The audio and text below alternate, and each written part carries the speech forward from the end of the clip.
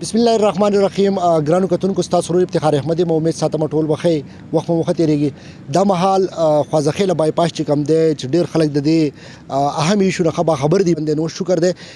د بلها هدا پورې بایپاس کار شوی دی تاسو په فوټیج کې ګورئ چې ګاډي هم تقریبا په دې باندې امدور په چې کم دی نو هغه شروع شوی دی خو بلا خلکو تر دې د روډ هغه سر نه معلوم چیر د بایپاس غشکول سیټ کم سره دی نو په دې وجه باندې چې کم ملمانه خلک حضرات کم راځي نو هغه تر دغه اندازه نه لګي بل تاسو د معلومه ویږي چې 13 ورځ د دغه د کوزنی سایت چې کم دی د بایپاس د اغه سر ابتدا چې کم دی نو هم ام پی ایس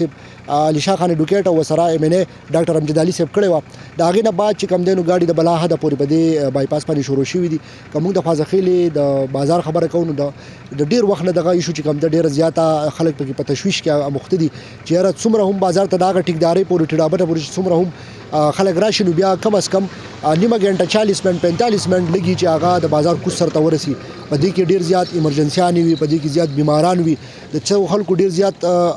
ضروری کارونه وي چې پاغي کې عدالتي کاروایي نه وي چې پاغي کې دا ډیر زیات مشکلات راځي ګرانو کتونکو دا محل زه د بایپاس نه مخاطب مو دا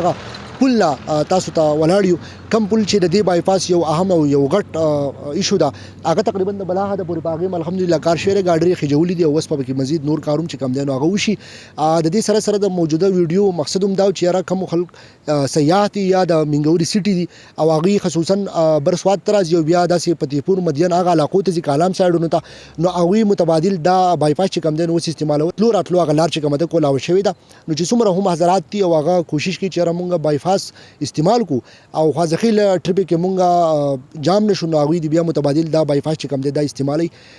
کچه دی د سهاده پورې بګي بلها کار شوی د سيزونو کې لکتنګ دی کولاول وګړي نو زمونږه اعلی حکام ته بیا دغه وفیلوم دی چې را په دې باندې زر تزر نورم کارونه وشي چې را دغه غټه اهم ایشو چې کم دی چې دا ختم شي د خوازخیل بیا خصوصا د سواد خلکو ته کم دی هغه لک اسانتیا پیدا شي او بیا د خوازخیل خلک چې کم دی نو هغه خو خپل د بازار د هدا پورې خو چې کم سیاح دی او یا خصوصا د منګوري ناراضي او کالام مدین بارن هغه سایډونو ته ځي نو هغه چې دا لار اختیار کړي نو هغه په ټریپ کې